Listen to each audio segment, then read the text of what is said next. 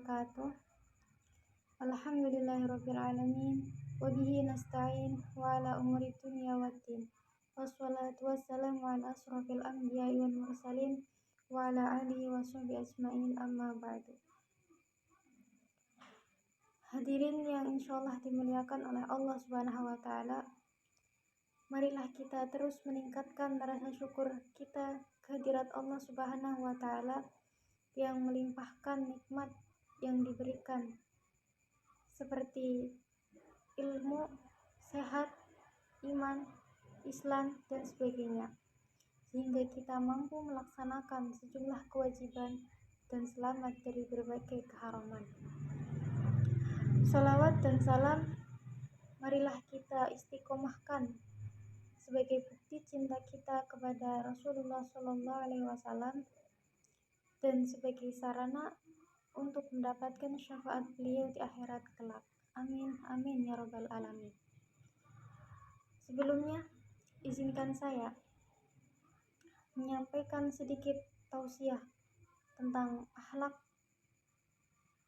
mulia dan keutamaannya. Kata akhlakun berasal dari bahasa Arab yang berarti khulukun. Jamaknya yaitu akhlakun, yang memiliki arti tabiat atau sifat sejak lahir. Yang kedua,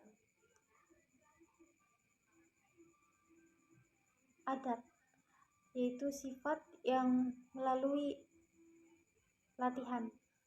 Dan yang terakhir adalah watak, yaitu sifat yang mencakup tabiat dan adat.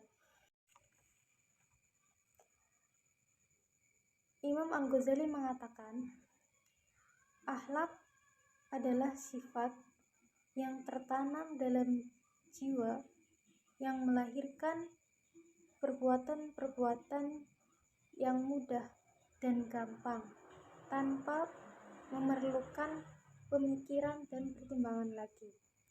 Lantas apa yang dimaksud? Yang dimaksud adalah bahwa akhlak merupakan sifat manusia yang dibawa sejak lahir, diproses dengan kebiasaan yang bersumber dari dorongan jiwa, dilakukan secara sadar dan terjadi secara spontan.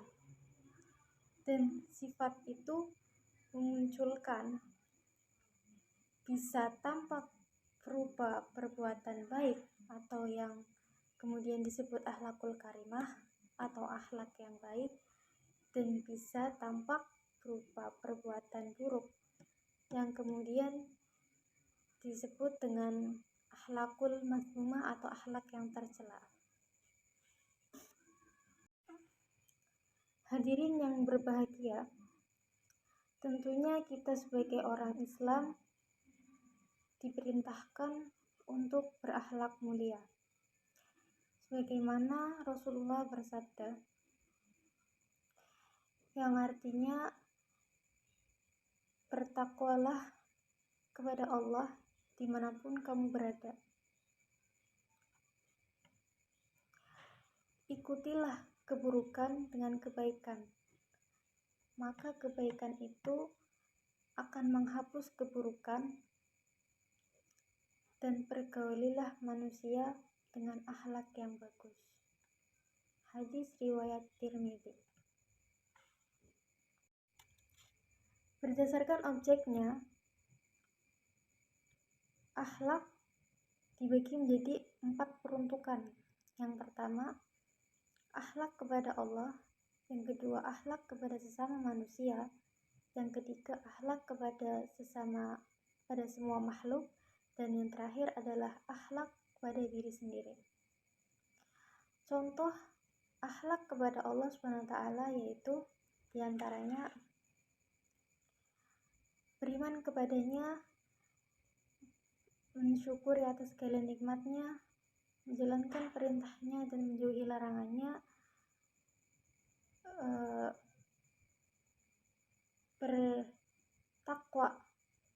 di dalam setiap keadaan,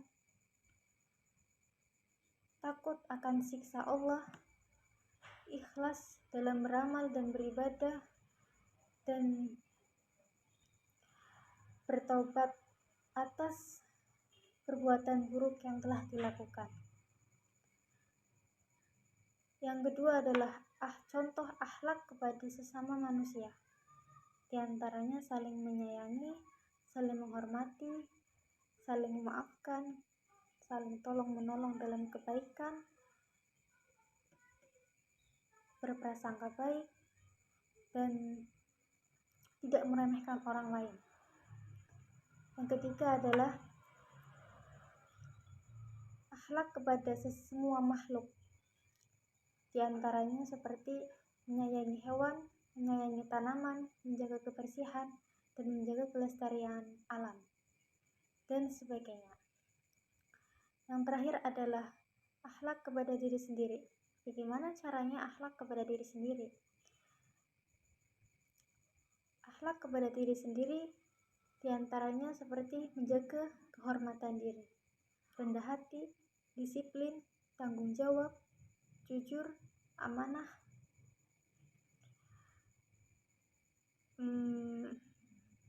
dan masih banyak lagi. Orang yang berakhlak mulia akan dikenang sepanjang masa, bahkan setelah ia wafat. Namun, ada beberapa keutamaan yang lebih agung daripada itu, yang dijaminkan kepada orang yang berakhlak mulia. Keutamaan yang pertama adalah untuk mendapatkan kemakmuran dan keberkahan dalam hidup. Dari Aisyah radhiyallahu anha berkata bahwa Rasulullah SAW bersabda,